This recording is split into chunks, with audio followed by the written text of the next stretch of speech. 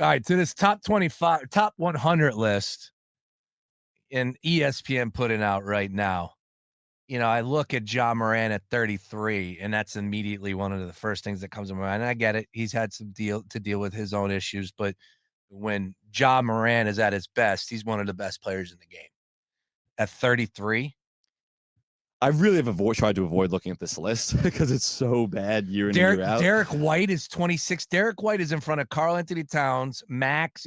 Derek White is what? What is he on the Celtics? Number 3, number 4? What's his option? Number 2 without JT. Okay. But he's number 3 with JT. But he never faces the best of the best as far as defenders. And you're going to put him in front of guys that do. He's an elite role player. He's the LeBron James of role players, but he's a role player, and he's a glorified role player. This list is, it's ridiculous every single year.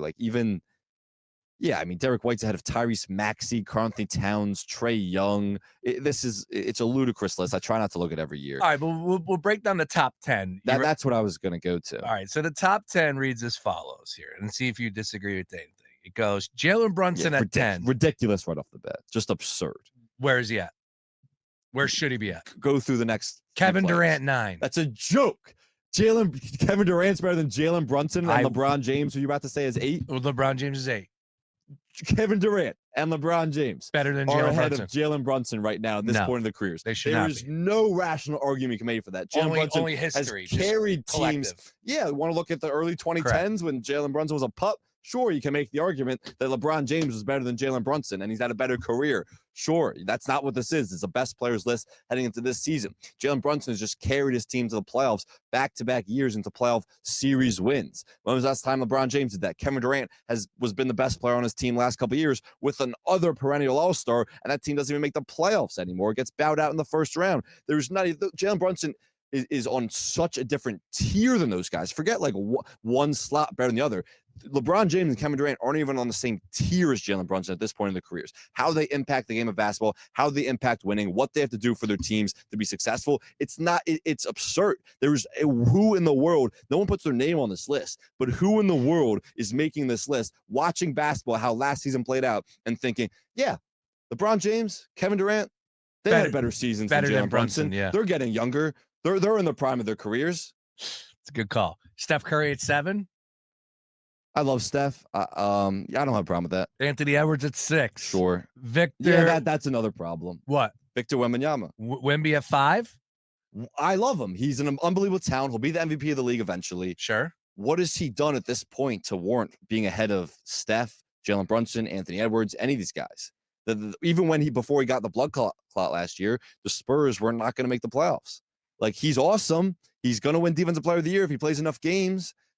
He's still not he hasn't proved that he's a top 5 player in the league at this point.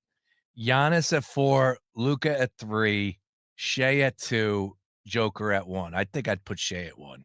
Oh, no. I would. No. You won the championship. No, I don't care. Won the championship. Jokic is the best player by a mile. I'd put SGA at 1, Joker at 2. So, and it would be as close as possible. The only reason why I'm giving it to him is because he led his team to the championship. Yeah, but that was an unbelievably good team in surrounding parts. Jokic actually took that team to 7 games. I'm it was just with Jokic. you. Yeah, you're Jokic right. Was the only you're guy. right. You're he was right. Doing with Michael Nelson Porter. You're right. And Jamal Murray. Another guy with the podcast. Up. Yeah, Michael Nelson Porter. That's what I call him. Oh, okay. Yeah, I didn't get that. Nice work.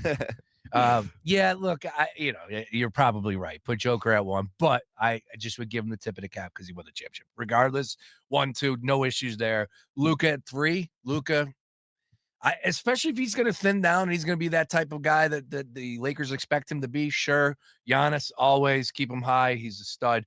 I'm with you on Wemby. Wemby's getting a little bit too much love here. He's got to show us a little something more this year. And you have to back him up. He needs to be a top 5. Steph, you can make the case that he's top 5. LeBron, no. KD, no. Jalen Brunson needs to be higher. You're right. I would agree with you on that as well. Absolutely. For all the reasons I just stated, I'm trying to look at who's 11 and 12 because I would venture to say those guys should probably be. Oh, yeah. Jalen Williams is way too high on this list, too. Jalen Williams, yeah. Yeah. Donovan Mitchell's below Jalen Williams. If Jalen Williams had to play the role Donovan Mitchell did as the 1A guy on a team, the Cavs wouldn't have been near as successful. NBA conversation. Wow, I'm fired up. NBA October 21st. Get me talking about the NBA and something different happens. Can we name the podcast that? Can we do a Let's do podcast? it. NBA holes? Let's do it. That's a good name. I like that. I think that's got a little bit of a ring to it.